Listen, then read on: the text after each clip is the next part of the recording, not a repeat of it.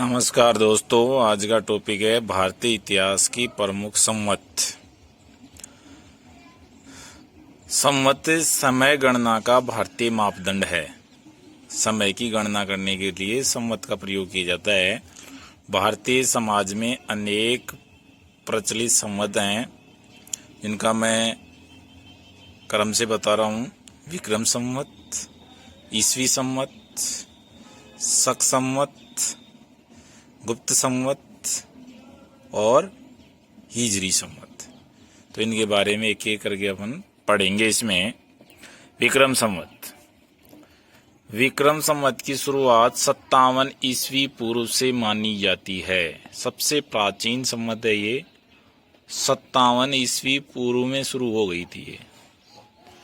विक्रमादित्य ने गुजरात से शकों को पराजित करके उनका शासन समाप्त किया था और वो शासन समाप्त करके विक्रमादित्य की उपाधि धारण की थी और उसी के उपलक्ष्य में ये विक्रम संवत की शुरुआत उसने की थी। विक्रम संवत एक प्राचीन काल गणना प्रणाली है, सबसे प्राचीन है, जो भारतीय उपमहाद्वीप में प्रचलित रही है।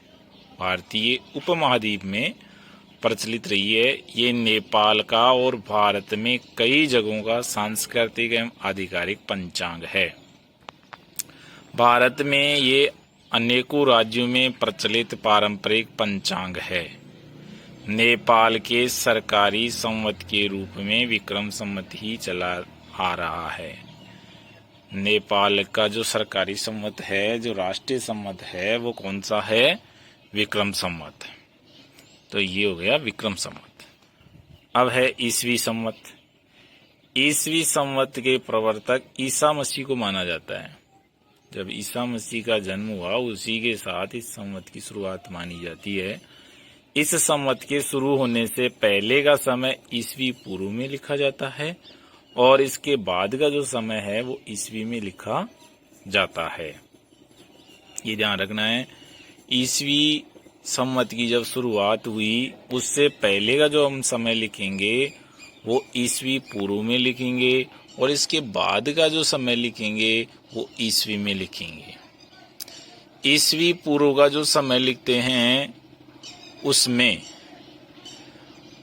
अधिक संख्या पहले आती है और कम संख्या बाद में आती है, जबकि ईसवी में जो संवत लिखी जाती है उसमें संख्या कम मान वाली पहले आती है, अधिक मान वाली संख्या बाद में आती है।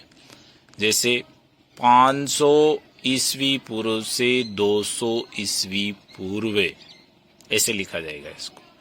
और यदि ईस्वी में है तो उसको लिखेंगे 200 ईस्वी से लेकर 500 ईस्वी। ये ध्यान रखना है।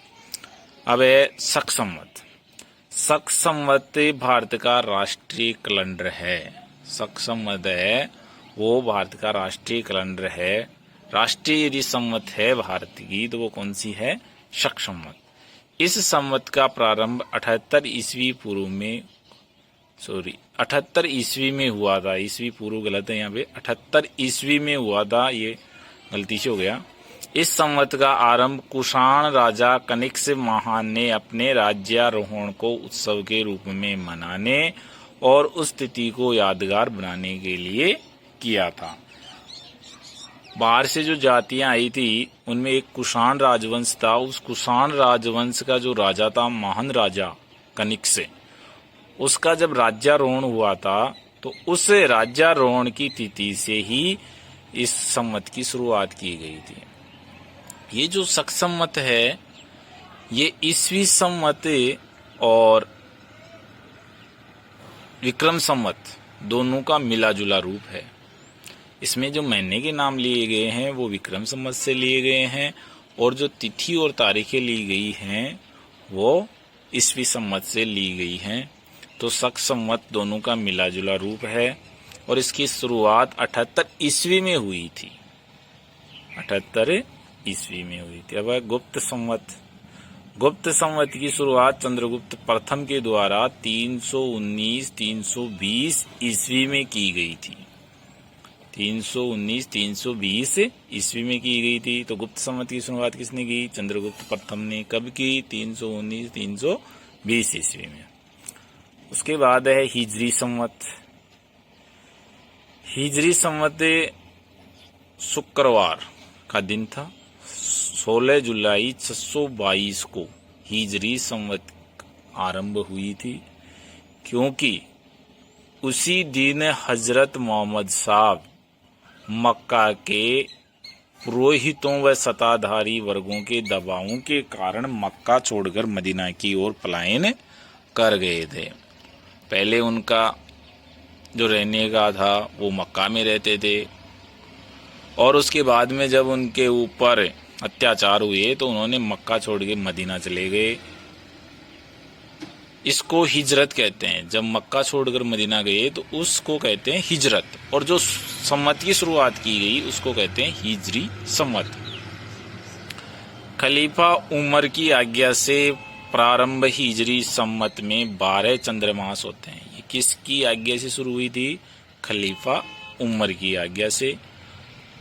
इसमें महीने कितने होते हैं? 12 चंद्रमास। 12 चंद्रमास का मतलब होता है चंद्रमा पर निर्धारित होते हैं ये, जिसमें 29 और 30 दिन के मास एक दूसरे के बाद पड़ते हैं। एक बार 29 दिन का, एक बार 30 दिन का। एक महीना 29 दिन का, दूसरा 30 दिन का।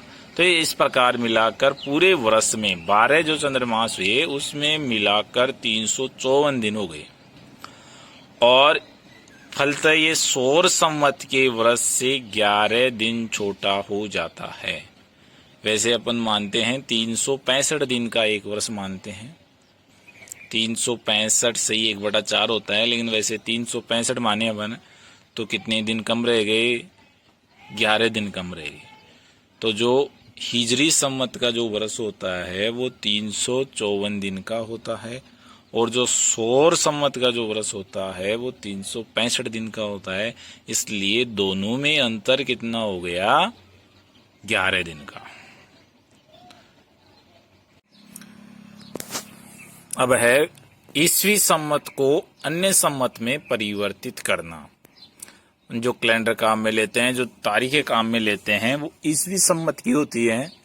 और जैसे अभी 2020 है तो वो कौन सा है? ईसवी सम्मत का है। तो इस 2020 को अन्य सम्मत में कैसे परिवर्तित करें? अपने को पता होता है कि 2020 है, लेकिन अपने को ये पता नहीं होता है कि विक्रम सम्मत कौन सा चल रहा है, शक सम्मत कौन सा चल रहा है, हिजरी सम्मत कौन सा चल रहा है। तो इनको परिवर्तित करने के लिए अपने को क्या करना है? जैसे मान लो ईसवी सम्मत को विक्रम सम्मत में परिवर्तित करना है, विक्रम सम्मत निकालनी है, तो ईसवी सम्मत प्लस 57 कर देंगे तो कौन सी सम्मत आ जाएगी? विक्रम सम्मत। ईसवी सम्मत जैसे 2020 है तो उसमें 57 जोड़ देंगे।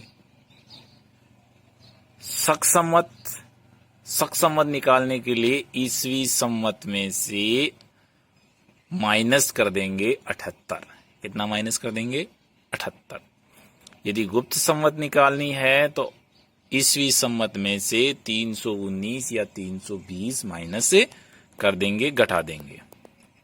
यदि हिजरी सम्मत निकालनी है तो ईसवी सम्मत में से 622 घटा देंगे, तो हिजरी सम्मत माइनस 622 कर देंगे। जैसे उदाहरण के लिए ईसवी सम्मत 2020 को शक सम्मत में परिवर्तित करना, तो शक सम्मत बराबर ईसवी सम्मत माइनस 78। तो 2020 माइनस 78 करेंगे तो 1942 आ जाएगा। अर्थात वर्तमान में शक सम्मत कौन सी चल रही है? 1942। और यदि विक्रम सम्मत की बात करें तो वर्तमान में विक्रम सम्मत निकालेंगे तो ईसवी सम्मत प्लस 57। तो ईसवी सम्मत 2020 प्लस 57 तो कितने हो गए? 2077। तो विक्रम सम्मत हो गई 2077। इस प्रकार से हम किसी भी सम्मत को आपस में परिवर्तित कर सकते हैं, निकाल सकते हैं। इस वीडियो को शेयर करें, लाइक करें, सब्सक्राइब करें।